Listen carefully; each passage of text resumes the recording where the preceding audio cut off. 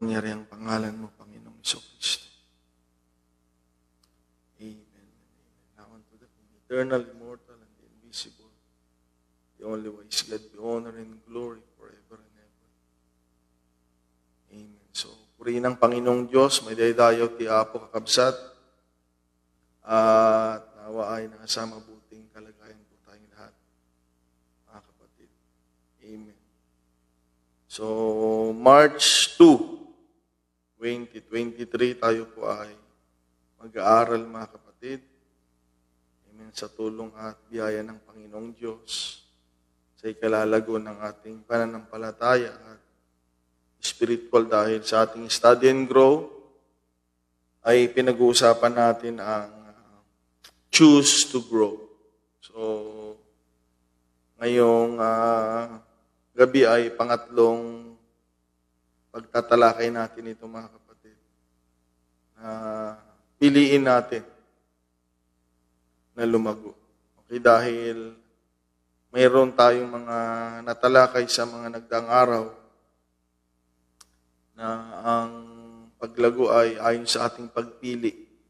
Okay, kaya kung hindi mo pipiliin na lalago, mga kapatid, ay hindi ka lalago. Okay? At nakita rin natin, mga kapatid, last Thursday, na isang hadlang ay hindi yung kaaway. Ang isang hadlang sa gawain ay yung mga taong ayaw lumago. Okay? So maraming hadlang sa paglilingkod, problema, kaaway, mga kapatid. Pero ang isang hadlang talaga sa paglago ng gawain ay yung mga taong, mga kapatid, tumatanggi, they refuse to grow, mga kapatid. Na nakakalungkot dahil may Bible study tayo, katulad yan. Nung Tuesday, kailan lang, nag-aaral tayo, ngayong Thursday, Sabado, meron na naman tayo sa kapilya. Tapos sa Sunday, may Sunday school.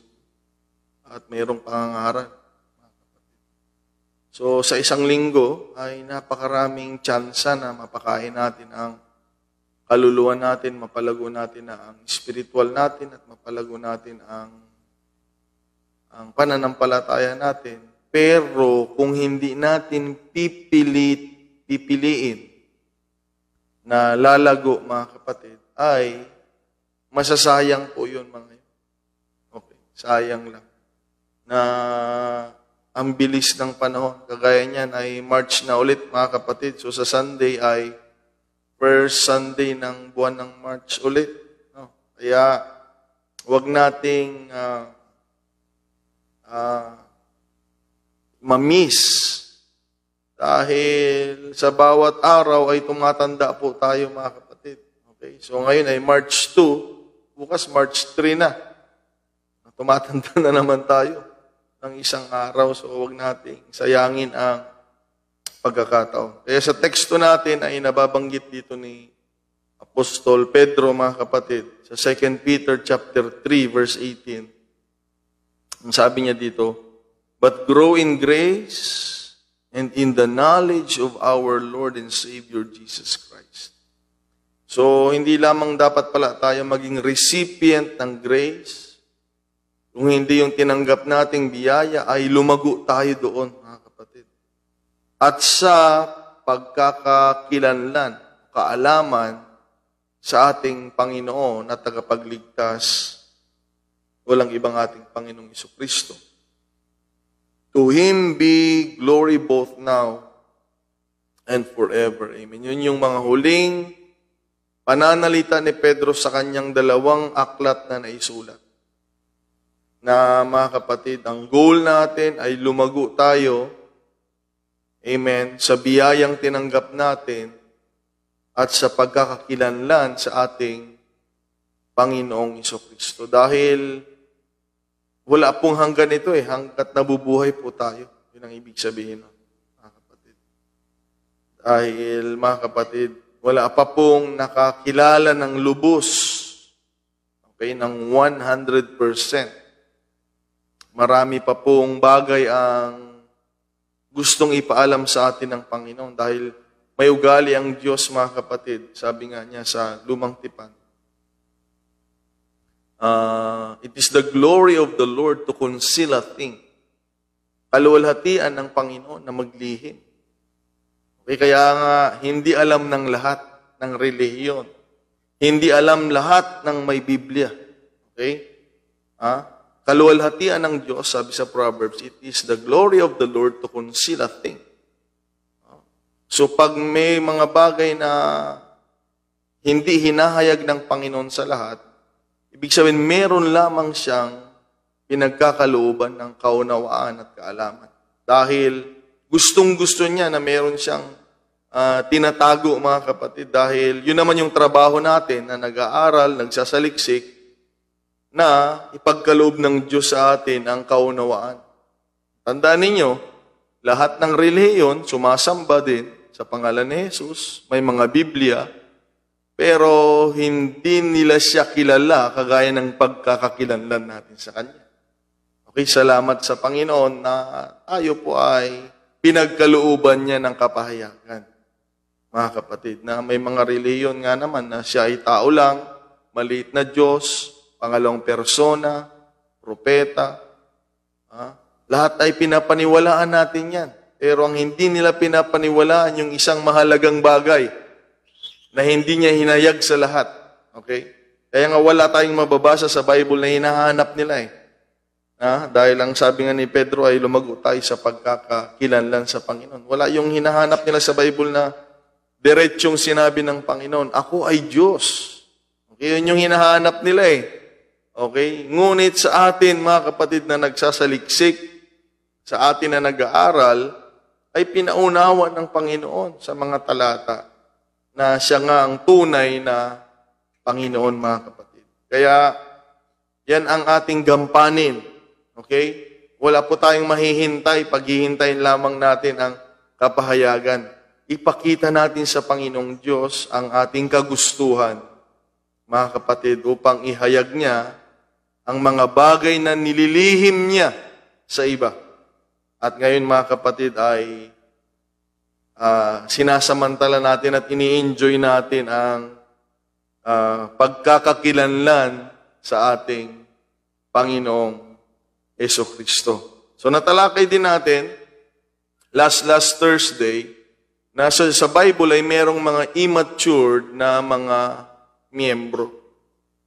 Okay? At ang nakakalungkot, mga kapatid, na talakay natin sa Book of Hebrews, na ang mga immature ay napapagalitan doon, nasasaway sila. Okay? Trabaho po natin yan. Ang mga mangangaral ay mayroon pong karapatang magsaway. Okay? Kaya huwag kayong magagalit.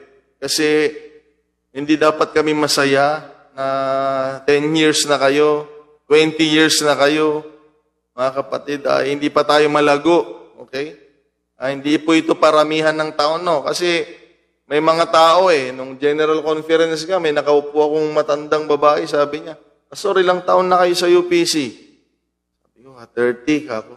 Sabi ko, wala, bata pa kayo, Pastor, sa gawain. Sabi niya, napahiya pa ako Muntik na akong uuwi, napahiya. Muntik ako mapahiya, mga kapatid, ano? Dahil matanda na siya. Hindi naman siya pastor, mga kapatid. Hindi naman pastor. May mga taong ganyan. So, wag sana ganun ang basihan natin ng maturity, mga kapatid, dahil marami na tayong na-encounter. Matagal na rin kung taon ang bibilangin, pero sa decision making, sa gampanin, sa gawain, ay parang wala silang nalalaman, mga kapatid.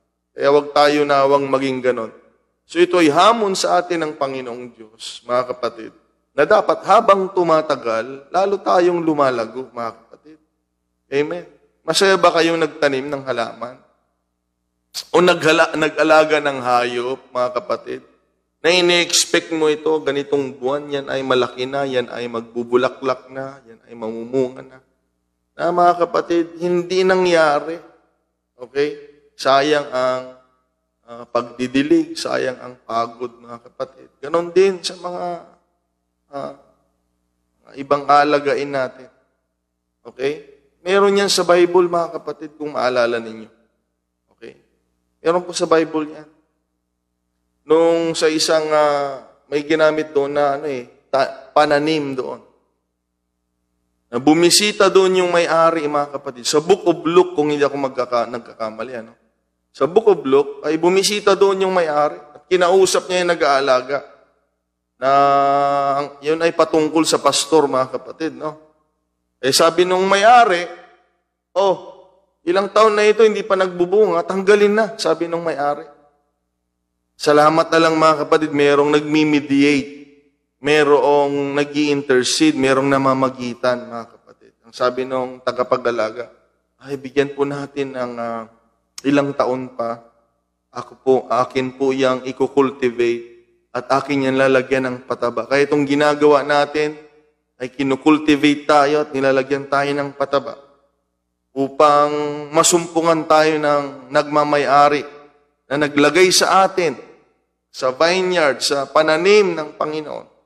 Sa hardin, mga kapatid, na naway makita ng Panginoong Diyos ang expectation niya. Dahil, mga kapatid, ayaw ng Panginoon yung mga hindi mabunga. Naalala niyo pa rin yung fig tree na kinurse ng Panginoon dahil hindi nagbunga. So, ganun na lang ang expectation ng Panginoon na meron po tayong resulta. Okay? Na nakikinig tayo ng salita ng Panginoon lalo. Kung yung mga halaman ay nadidiligan, tayo naman, nakikinig tayo ng salita ng Panginoon, tutubigan tayo ng presensya ng Panginoon, the Lord expects the same, mga kapatid. Kaya nung sinabi nung may-ari doon sa nagtatanim, ng mga puno, sabi niya, sige, sabi niya, bigyan na lang natin ng ultimatum, sabi niya, ganitong panahon, pag hindi pa rin niya nagbunga, tanggalin na natin at lalagyan natin ng punong nagbubunga. Dahil siya ay nag-o-occupy, sabi doon, nag-o-occupy lamang ng space. Sa church, mga kapatid, hindi lamang tayo sana nag-o-occupy ng space, kung hindi, lumalago po tayo. Nagagamit tayo ng Diyos sa kagustuhan niya, mga kapatid. Sa Book of Hebrews, napag-aralan natin, review muna tayo, ay nasasaway po, napapagalitan. Sabi niya, dapat nga, matagal na sana kayo, nagtuturo na kayo sabi doon sa Book of Hebrews. Ngunit para kayong mga bata, dahil ang hinahanap ninyo ay mga gatas, hindi ang pagkaing nauukol sa mga gulang na. Okay, kaya nawa, wag nawa tayong pumasok doon sa ganoong estado na sa tagal na natin sa paglilingkod, nasa stage pa rin tayo na laging pinapagalitan dahil we refuse to grow. Okay? Pag-aralan yan sa Hebrews chapter 5. Na doon sinaway sila, mga kapatid. Imbis na palago sana sila, paatras sila, mga kapatid. Pabalik sila sa pinagmulan nila. Kaya nawa ay makalampas na tayo sa ganyan.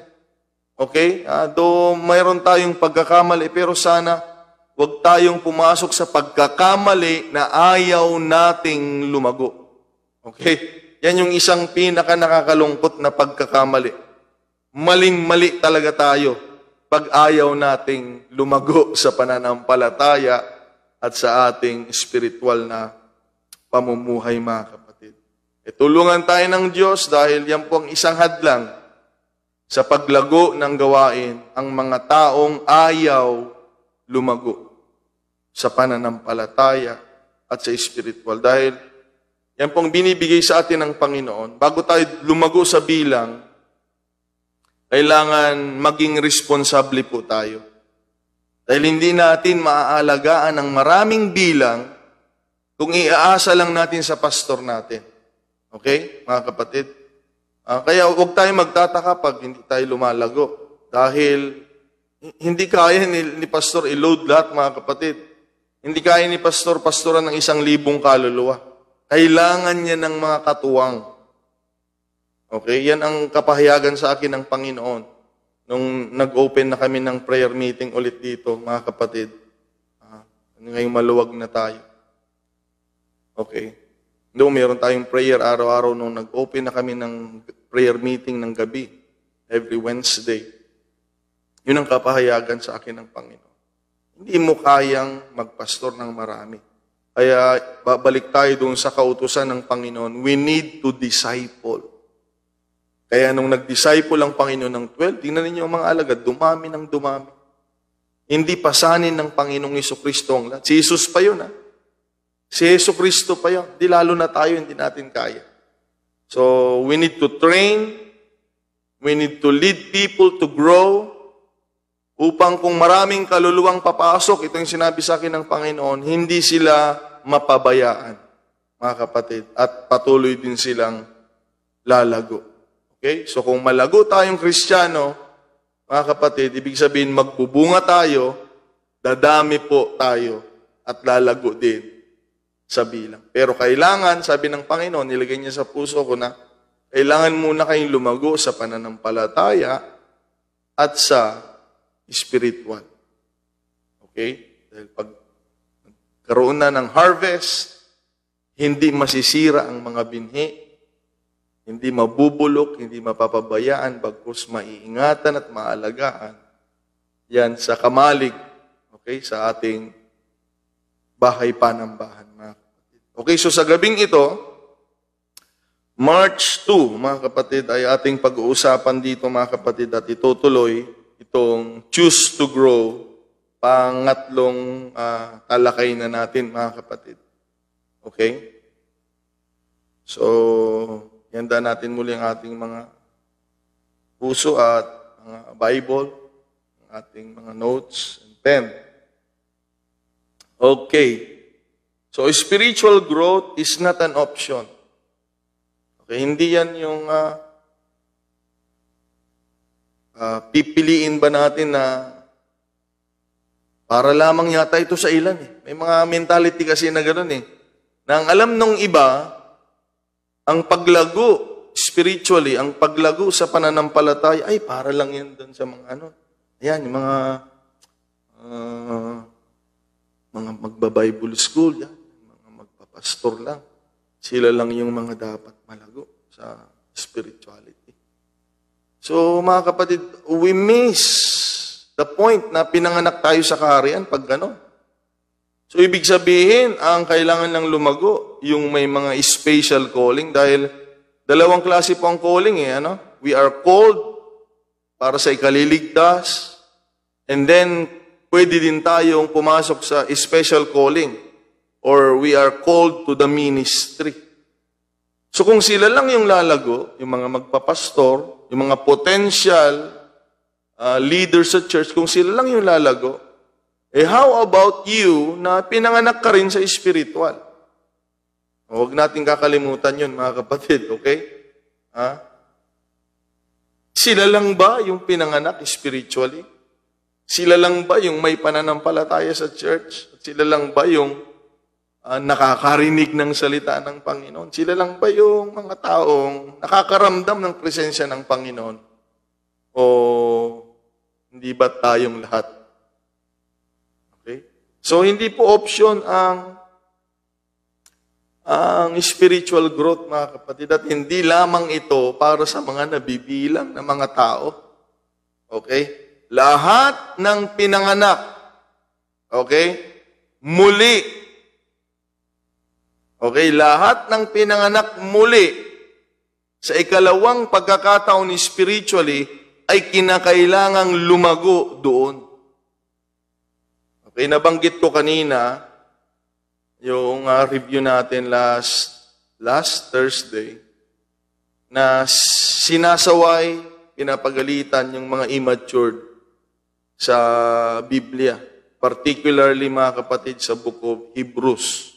Chapter number 5. Kaya nga sa chapter 6, binabawalan na silang, lagi na lang kasing pinapakinggan ninyo, yung mga gatas, puro bautismo na lang gusto nilang marinig. Hindi kasi nakakatisod yung bautismo eh. No. Gusto nila yun na lang laging naririnig. Eh, nako, pag yun laging naririnig natin, hindi tayo nakokorek. Mananatili tayo sa kalagayan natin na gano'n. Ang sarap naman kasing pakinggan ng bautismo eh. Walang na-offend doon, mga kapatid. Okay?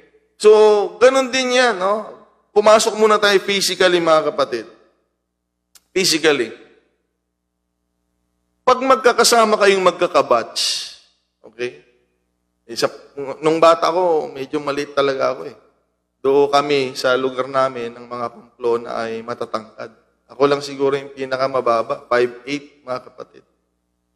Pag nagkakasama ba kayo, di ba kantsawan yan eh? Nagkakantsawan. At ang isang walang tigil, mga kapatid, na isang kritiko ko, ay yung tatay ko, mga kapatid, dahil matatangkad talaga sila. Nagkataon, Pamplona nga ako, pero nagmana ako sa nanay ko, yung mukha ko, mapa, mga kapatid. Mapa ako. Kaya, lagi akong pinapagalitan ng tatay ko. Hindi ko alam kung naririnig ng mga kapatid ko. Nandiyan yung mga pamangkin ko at ate ko. Lagi ako napapagalitan ng tatay ko. Sabi niya, huwag ka na nga sumama sa kanila. Tinan mo yung mga kasama mo. Ikaw lang ang pinakamaliit. Mga kapatid. Pero tumangkad din naman ako. Tumangkad din ako ng konti. Dahil sa amin, mga kuya ko, matatangkad sila eh. 5'10", 5'11", may mga pinsan kaming mga sa kabilang banda, matatangkad din sila. Pero sa mapa, hindi ganon, no? Hindi kami nabiyayaan ng height, mga kapatid. So, talagang merong ganon eh, pag hindi ka malago eh. I'm talking about physical, mga kapatid, ha? Lagi akong pinapagalitan, lagi ako, mga kapatid, huwag kang sumama dyan, sinasabi ng tatay ko. Yun mo, ikaw lang pinakamaliit dyan. Hindi naman alam ng tatay ko, gustong-gusto nila akong kasama dahil sa basketball. Sa basketball, hindi naman lahat height. May advantage yung height. Pero kailangan din ng team ng medyo may kababaan. So, ganun din, mga kapatid, physically. And spiritually, kung paano tayo pinapansin, physically, ang payat-payat mo, ganun pa yung tatay ko nun sa akin. Awang-awa ko sa sarili ko. Mga kasama ko talaga, healthy sila. Mayaman din naman yung mga kasama ko eh.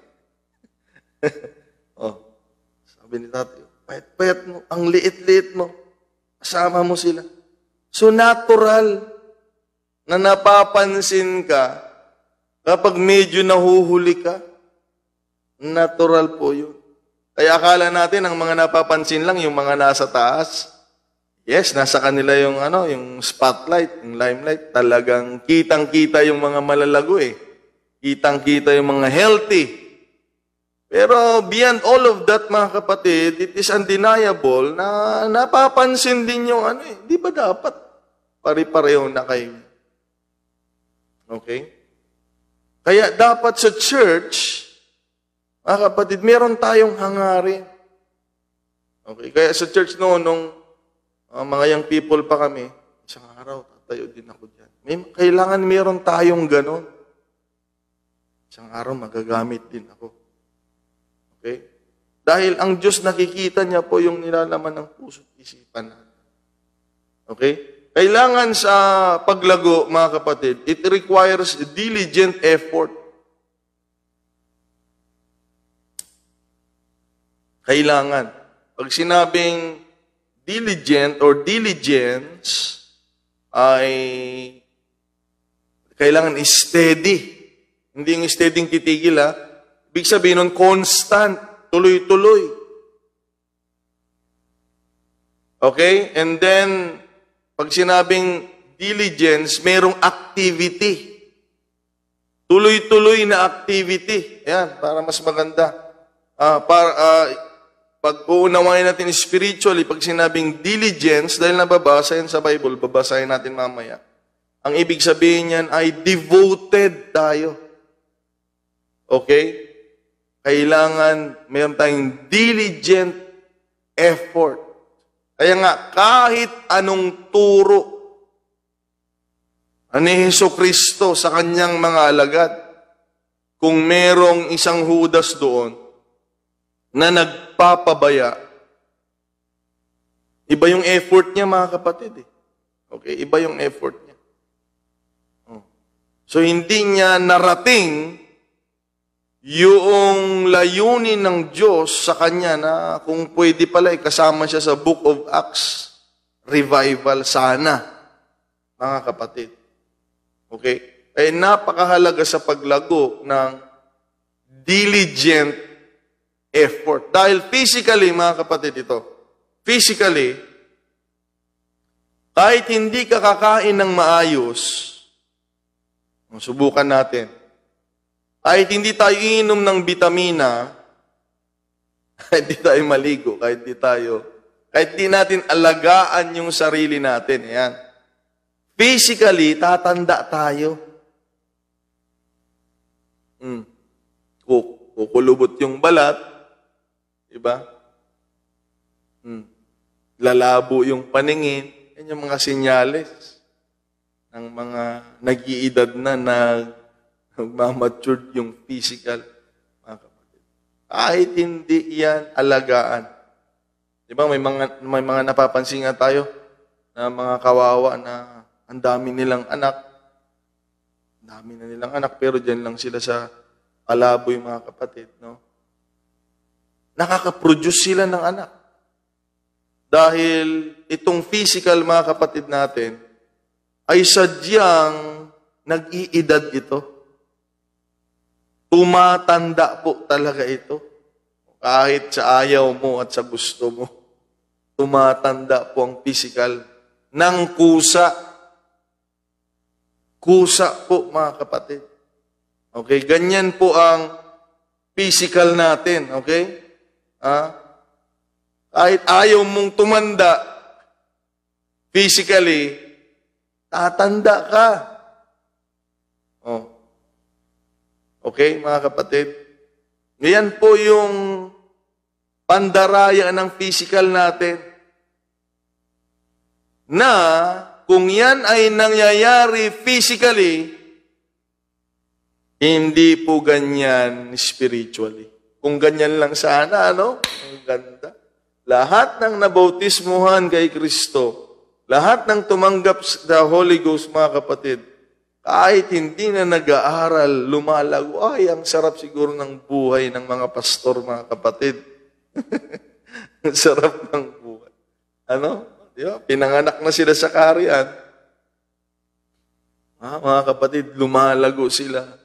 Nagiging matibay sa pananampalataya. Naku, ang sarap siguro, Puro siguro ang preaching, puro preaching na lang siguro. Wala na sigurong teaching. Dahil ang teaching ay sa ikalalago. At yan po ang aking burden. Okay, mas maraming beses ako magturo kaysa sa mangaral. Minsan, mga kapatid, sa isang linggo, minsan hindi ako nangangaral. Puro pagtuturo, mga kapatid. Dahil ang totoo, ang pinanganak spiritually ay hindi kagaya ng laman natin na kusang tumatanda. Ang pinanganak spiritually ay tumatanda lang spiritually, lumalago lamang kung meron tayong diligent effort. Paano tayo lalago? Allergic tayong magbasa ng Bible. Mayroon na nga nagtuturo, hindi pa tayo nakikinig. May revival na nga, pinuputol na kagad natin ang pag-worship natin sa Panginoon. May prayer meeting, hindi tayo nagpipray ng maayos. So, mga kapatid, huwag tayong mag-expect ng maayos na paglago spiritually. Okay? Dahil sabi ko nga, ang laman, kukulubot talaga yan. Okay? Magmumuka talaga tayong matanda. Sa ayaw at sa gusto natin. Pero ang spiritual, mga kapatid, ito, sabihin ko po sa inyo, na marami na akong nakita, na kung gaano ko sila nakita, mga kapatid, 14 years ago, ay ganun pa rin ngayon. So, see? Okay. Huwag lang ako magpangalan muna.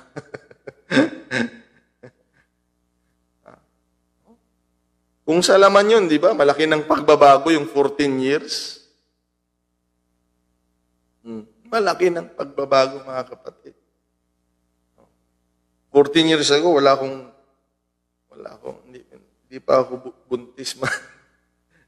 14 years ago, mga kapatid, payat na payat po ako, no? Fit na fit. Hindi pala, payat na payat, no? So, nakakalungkot. After 14 years, di naman physical, sabi ko, merong changes yan. May pagbabago. So, spiritually po, hindi ganun eh. Dahil marami po tayong nakikita. 10 years ago, 14 years ago, sabi ko, kung paano ko sila nakita noon, ganun pa rin ngayon, mga kapatid. Walang perfect na simba sa isang taon. So see, nadadaya tayo ng laman natin. Malago na siguro ako. Matanda na talaga ako dito sa gawain. Kagaya ng seatmates ko doon sa General Conference ng mga matatandang babae. Pastor, tinanong nila ako, ilang taon ka na sa UPC? Ako sinabi ko, ako, matagal na kami talaga. Matagal. Nauna pa kami sa'yo, Pastor. Tumahimik na lang ako kasi baka nagsasabi sila ng totoo eh. Pero madali kasing magbilang ng taon eh. Ano nang nagawa mo, yun ang tanong. Hindi ko na lang ginawa yun kasi matanda na sila. Ano nang nagawa natin? Saan level na tayo sa paglilingkod, mga kapatid? Baka ganun pa rin. Okay, so kung ayaw nating lumabas sa level na gusto natin, hindi natin ma-experience yung mga gandang bagay na inanda ng Panginoon para sa mga malalagong Kristiyano. Okay, so kailangan natin ng diligent effort. Dahil ang paglago ay choice. Pinili mong lumago and then di gumawa tayo ng paraan. Pag merong gawain, hindi naman ikaw ang magtuturo, makikinig ka na lang. Makikinig ka na lang. Okay? Ngunit, yun nga, gumawa ka ng constant, okay, steady na activity or pagiging devoted, mga kapatid, sa paglilingkod sa Panginoon. Dahil kung kami lang sana magawa namin kayong lumago, mga kapatid, gagawin namin, lahat ng pastor, lahat ng membro nila, gagawin nilang malago, mga kapatid. Pero hindi po kami ang magdidesisyon. Gusto ng Panginoon, lumago ang gawain, pero kayo din gusto din dapat ninyong lumago, magdesisyon din kayo dapat. At pag nagdesisyon kayo na gusto yung lumago, and then papasok kayo doon, you need to exert an effort. Okay? Tuloy-tuloy na activity, mga kapatid. Amen, okay? Kaya tulungan tayo ng Panginoong Diyos, mga kapatid, na maintindihan po ito. Hindi kagaya ng physical, mga kapatid.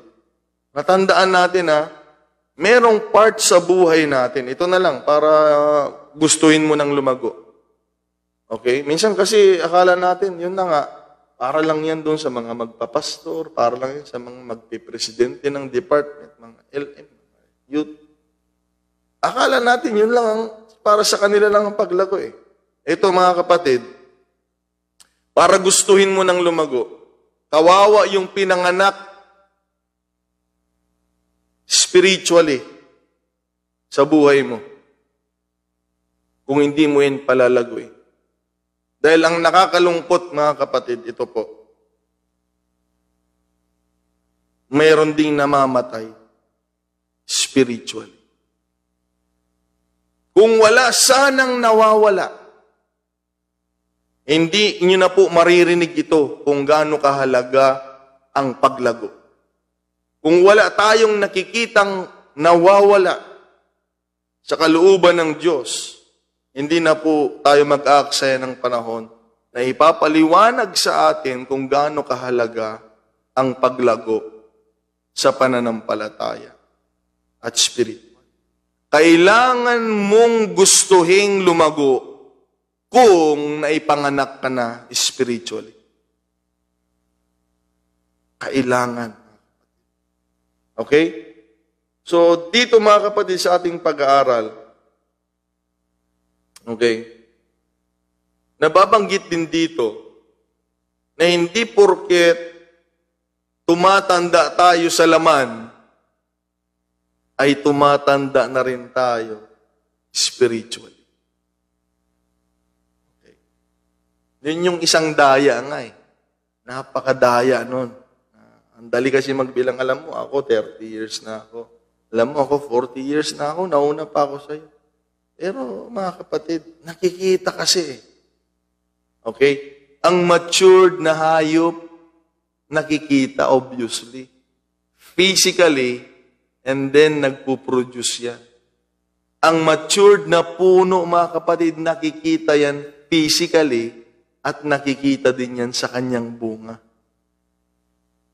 Kaya tayo, wag sana tayong ganun, na we experience growing old, mga kapatid, and at the same time, we thought that when we grow old physically, nadadaya tayo ng sarili natin na I am old also na. I grew spiritually. Mga kapatid, mali pong kaunawaan yan. Bakit kanyo?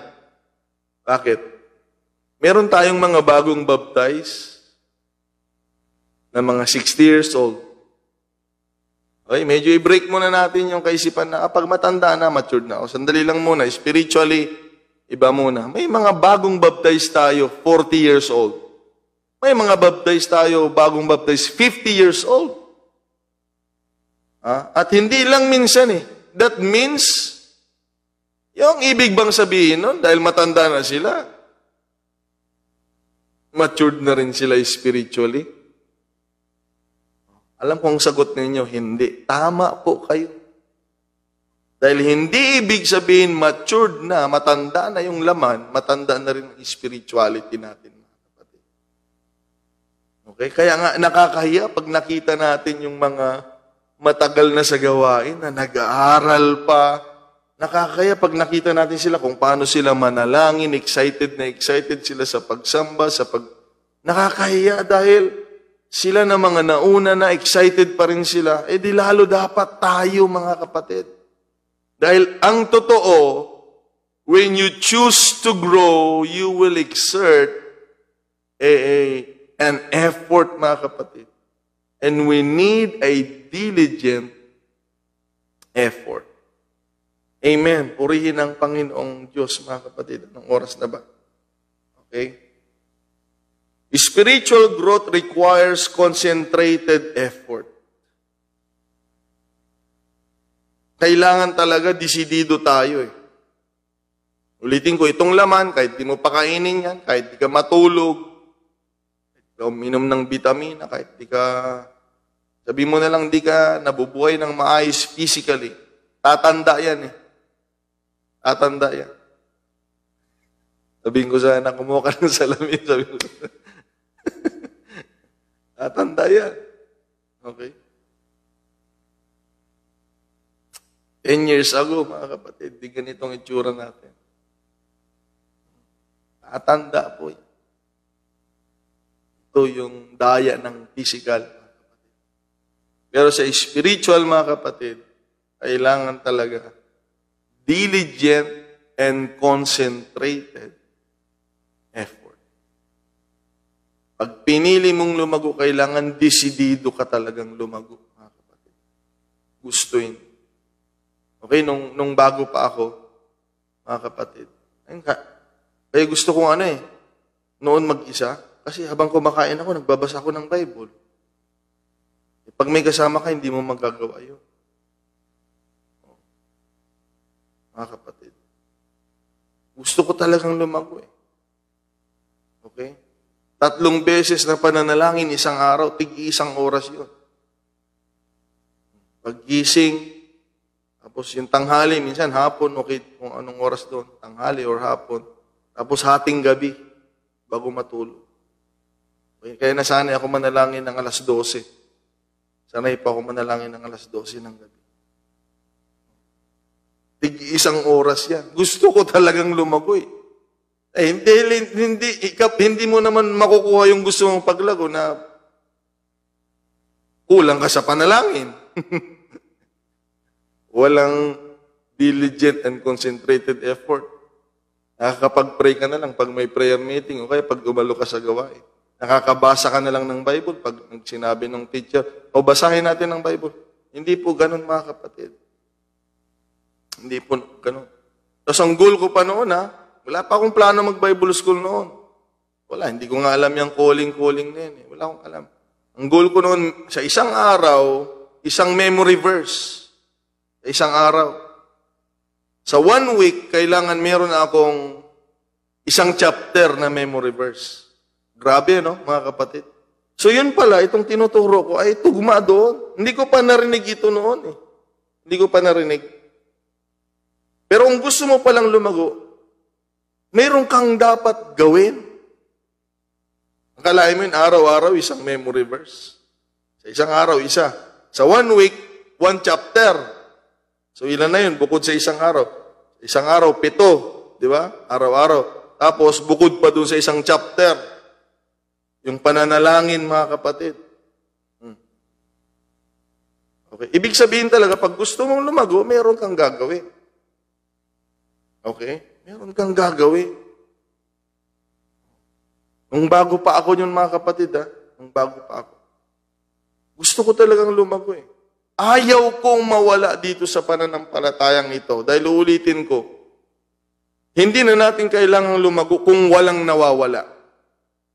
Kung walang nawawala sa pananampalataya, huwag ka nang magpalago. Pero ang nakakalungkot na katotohanan, marami po ang nawawala. Minsan sa loob nga ng church, nawawala pa sila Dahil hindi nila alam yung ginagawa. So kailangan natin, mga kapatid, ng concentrated effort. Itong sabi ng Panginoong Hesus, mga kapatid. Meron na lang tayong 15 minutes. Amen. Sabi ng Panginoong Hesus, sa John chapter 6, verse 27. Pakinggan natin ito. Yun ninyo, Dito tayo natutokso Nababasahin ko. Tingnan nyo,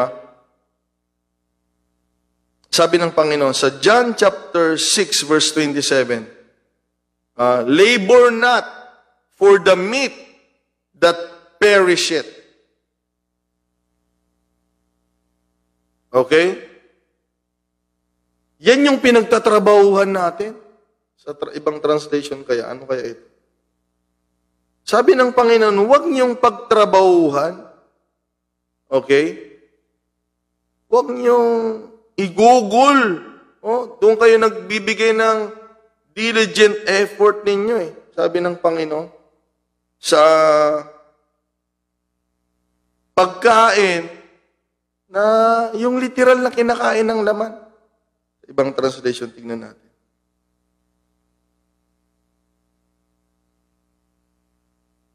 John 6:27.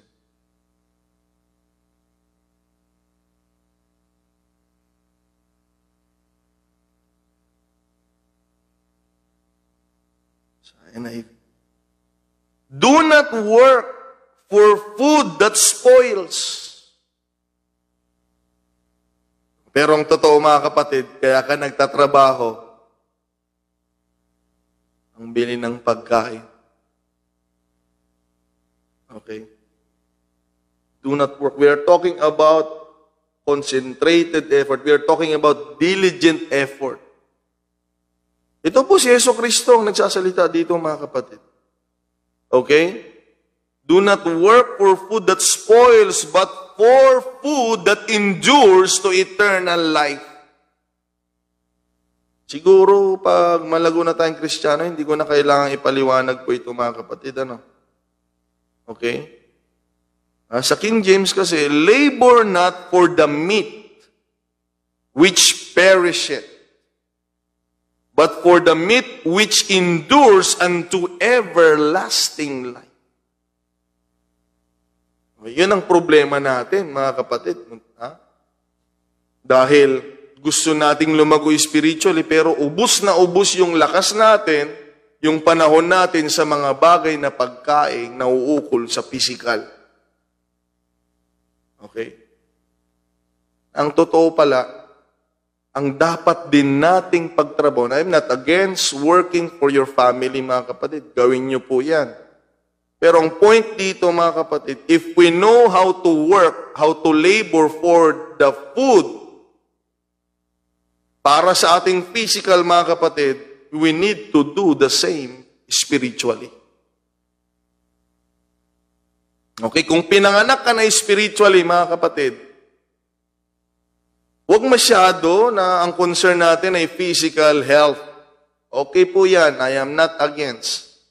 Pero meron ding pinanganak sa'yo na spiritual, kaya kailangan mo ring mag-effort, gumawa, para mapakain mo rin at mapalago ang spiritual natin, mga kapatid. Ano? Which the Son of Man shall give unto you, for him hath God the Father sealed. Okay? Na ibibigay ng Panginoon.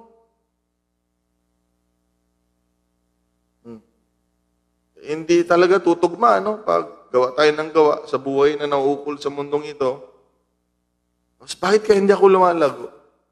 Ayun, mga kapatid. We consume our time, our schedule, our energy. Eh, pagdalo nyo sa gawain, mga kapatid, wala na. Hindi na makaka-concentrate. Oh, inaantok na.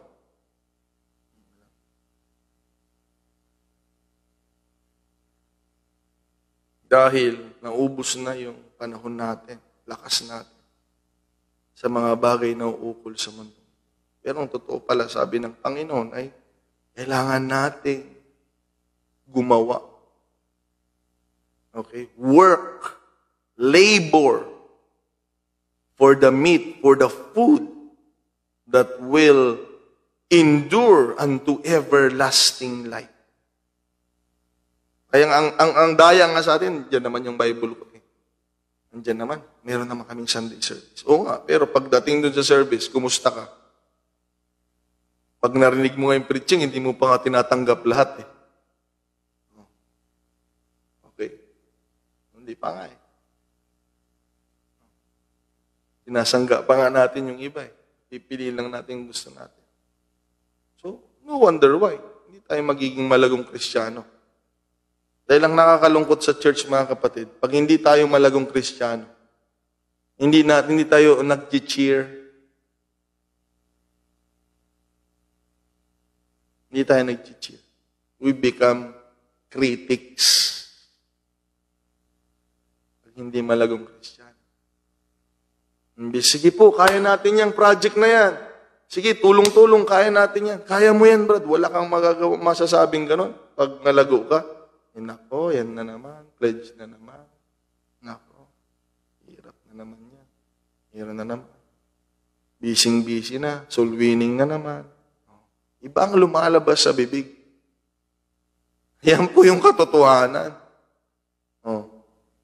Mga kapatid, meron tayong goal. Wala na. Nung una, maganda yung mga mukha. Pero mga kapatid, meron tayong goal. Ganitong medyo, wala na, tumamlay na. Okay. Pero pag malago ka, healthy kang Kristiyano, mga kapatid, kaya mo. At gusto mo na may marating ang gawain.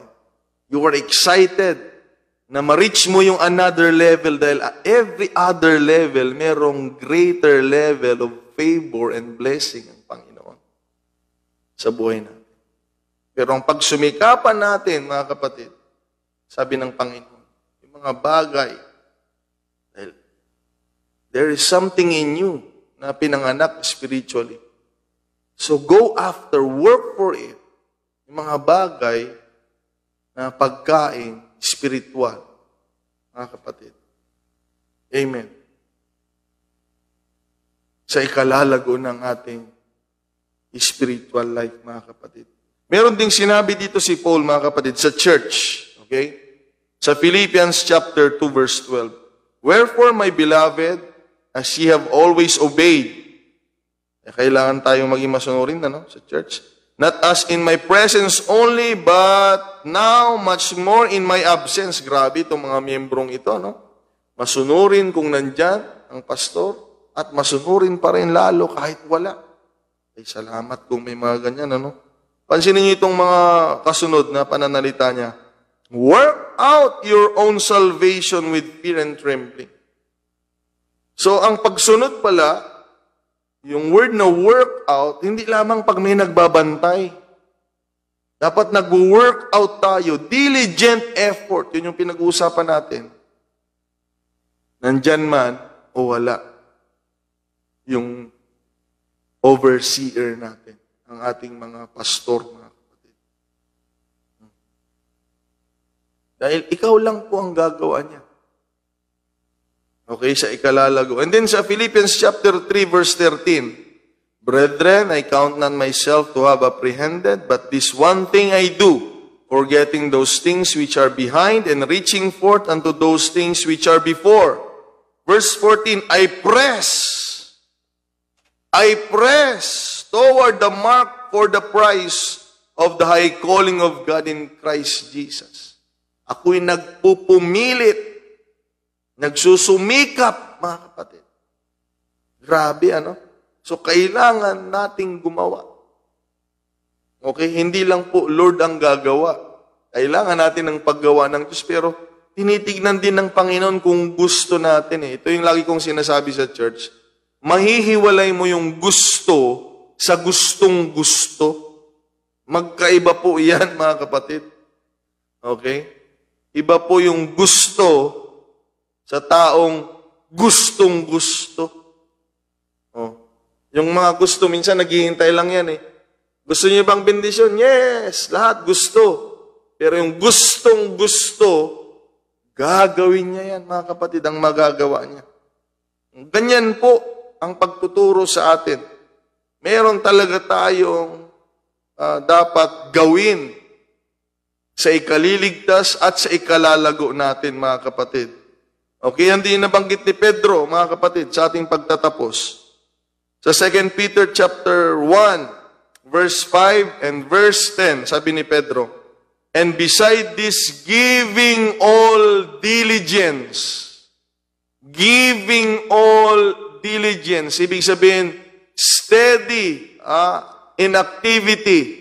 Pag sinabing diligence, mga kapatid, be devoted or constant. Okay? Add to your faith virtue, and to virtue knowledge. Tuloy-tuloy yan. Add yan, mga kapatid. Dagdag ng dagdag. Yun ninyo, mga kapatid. In verse 10, wherefore the rather, brethren, give diligence to make your calling and election sure. Okay? Bakit hindi ba sure yung pagkatawag sa akin ng Panginoon? Sure na sure ang Panginoon. Okay? For the calling of God is without repentance. Pero ikaw, sigurado ka ba sa tinanggap mo sa Panginoon? Okay, mga kapatid? For if you do these things, you shall never fall. Keyword, constant. Steady in activity, be devoted, tuloy-tuloy. And then you will add. Pag nangyari sa iyo yan, sabi ni Pedro, mga kapatid, you will never fall. O kasi gusto mo laging gumawa sa ikalalago, mga kapatid.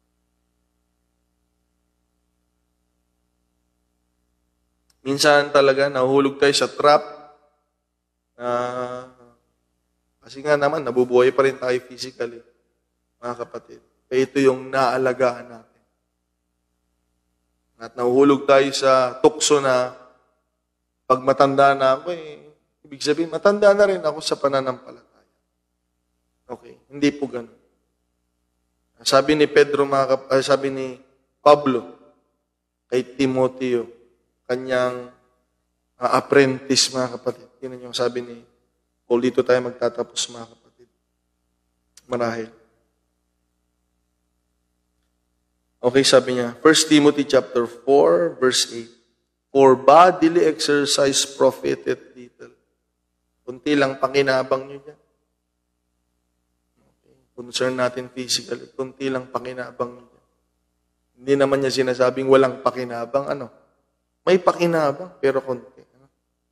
But godliness is profitable unto all things. having promise of the life that now is, and of that which is to come. Pero mga kapatid, yung buhay, hindi lamang dito, yung buhay na darating. Yung spiritual na pamumuhay ay meron dapat tayong pagpapahala. Sa totoo lang, may mga maintenance pa nga tayo, vitamins. Tapos yung pagkain natin, pag dito ako sa amin, mga kapatid, gulay tsaka isda, paminsan-minsan lang karne. Okay? Ayaw nga namang anak ko yung karne. Manok, gusto nila. Okay. Tapos akin na lang yung mga tira-tira nila. Ang galing natin, physically, mga kapatid. Umiiwas tayo sa mga usok, umiiwas tayo sa mga nagsisigarilyo. Okay, ang galing, Ang galing natin, Tapos pagkakain tayo, mga healthy foods. Hindi kami nagsusoft drinks dito. Hindi alam ng mga anak ko yan, soda. Pag binibiro ko, go get the soda in the fridge. Kunin mo nga. Hindi ako maniwala. Hindi sila naniniwala. So, ang galing natin, pagdating dyan physically, naiiwasan natin yung mga hindi dapat, Pero sana kung paano tayo mag-ingat sa physical natin. Along with nag-exercise pa tayo, di ba? Nag-exercise pa nga tayo. Sana kung ganyan tayo physically, sana ganyan din tayo spiritually. Sa oras ng pagkain, kumain tayo ng tama. Sa bahay. Okay. Minom tayo ng vitamina. Prayer and fasting, mga kapatid. Spiritual. Okay. Ang isa pang kalusugan na hindi natin nababantayan, yung atmosphere. Magiging malusog ba ang tao kung lahat na lang ay pupuntahan niya na lugar? Hindi. So, ganun din, mga kapatid. Let us enjoy ourselves being pinanganak spiritually, mga kapatid, in a spiritual atmosphere also in the church. Gusto nating maging malusog physically, meron tayong dapat iwasan at merong dapat hindi ipasok sa katawan. At meron din naman dapat tayong pupuntahan at meron din tayong ipapasok sa katawan natin. If we want to be physically fit and healthy. The same also spiritually, mga kapatid.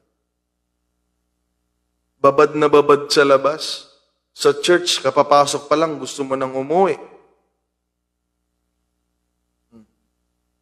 Binabasa pa lang yung things. So, alam ko na yan. Ang preaching. Wala nang gana. Kaya minsan, mga kapatid, merong epekto sa ating spiritual na pamumuhay. Ang problema, pag may problema ang tao, ang mananampalataya spiritually, nadadamay po ang physical and literal life natin. Pansinin ninyo, sa church, yung may mga problema spiritually, damay po, nadadamay. Physical. Nadadamay ang paligid, nadadamay. Pero maganda, pag maayos tayo, mga kapatid, spiritually, nabibindisyonan ang ating sarili, ang ating pamilya, That's why we need to choose to grow. Pag pinag-usapan natin ngayon gabi, mga kapatid, we need to have a diligent effort or concentrated effort. Pag ginawa natin yan, sa tulong ng Panginoon, pag nakita niyang gusto mong lumago, then the Lord will help us, mga kapatid, grow. Amen. Sabi ng Bible, mga kapatid, sabi ni Paul sa church, I planted, Apollos watered, but God gives the increase. Kapag pinapahintulutan natin na didiligan tayo, natuturuan tayo, God gives the increase. So God bless you all, mga kapatid. Choose to grow. At ikaw ay magiging malaking katulungan at pagpapala sa gawain ng Panginoon. God bless you, mga kapatid. Let us pray, panandalian. Amen. Help me give God all the glory, mga kapatid. Balik natin sa Panginoong Diyos. Diyos, ang kapurihan. Purihin ka at sambahin, Panginoong mabuti at tapat. Lord, maraming salamat sa kabutihan mo. Ayaw mo kaming mawala, Panginoon. Gusto mo kaming manatili sa pananampalataya kay Lord. Maraming salamat sa mga pagtuturo mo, sa mga paalala mo. Patuloy mo kaming kausapin, Panginoong Diyos. Maging katulungan sa gawain, Lord. Hindi kami maging kritiko, kami maging, Lord God, katulungan mo, Panginoong Diyos. Hallelujah. Na lumago ang gawain. Gamitin mo kami, O Diyos, ayon sa pagkatawag mo. Ipaunawa mo po sa iyong mga anak ang kahalagahan ng kapanganakan namin spiritually, Panginoon.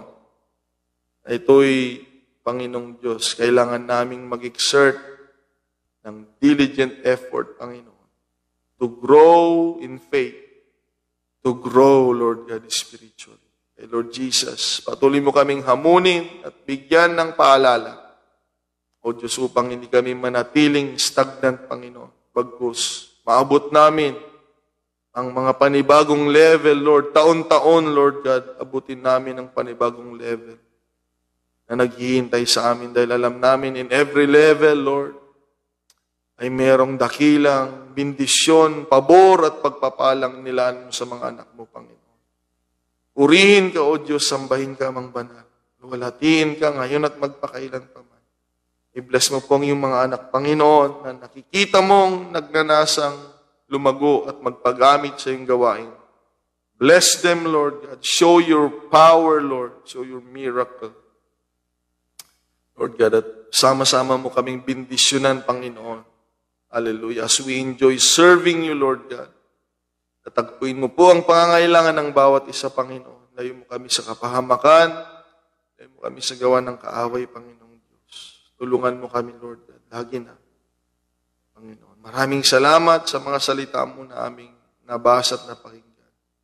Patuloy ka nawang makipag-usap sa amin, Panginoong Diyos. We need directions from you, Lord. Lord, and we are thankful for that, and we give you glory. Lord Jesus Christ, pagkalooban mo ng kapayapaan at kagalakan ng bawat isa sa aming paghiwa-hiwalay pansamantala. At Lord God, tulungan mo kami. Tumayo kami sa pananampalataya at magampanan namin ang pagkatawag mo po sa amin. Lord God, dahil isang araw kami po ay haharap sa iyo, Panginoon. Kaya Lord, tulungan mo po kami. Thank you so much, Panginoon, sa gabing ito. We give you glory, we give you praise, Lord. Bless your people, bless your church, Lord, ano man ang kahilingan nila. Dalangin ko, Diyos, sa iyo na nakakakita at nakakaalam ng lahat sa mga pangailangan ng iyong mga anak, Lord. Bless them, I pray. Grant their prayers, Lord, I pray, for the glory and praise of your name, Lord. Maraming salamat, Panginoong Diyos. We claim the victory, Lord. Hallelujah. We claim, Lord God, spiritual growth and success of your church. We claim harvest, Lord God, hallelujah, for the glory and praise of you. Ito po ang aming samo at dalangin sa gabing ito, Panginoon. Thank you so much, Lord. Hallelujah. In Jesus' name, we pray all these things. Amen and amen. Hallelujah. God bless you all, mga kapatid.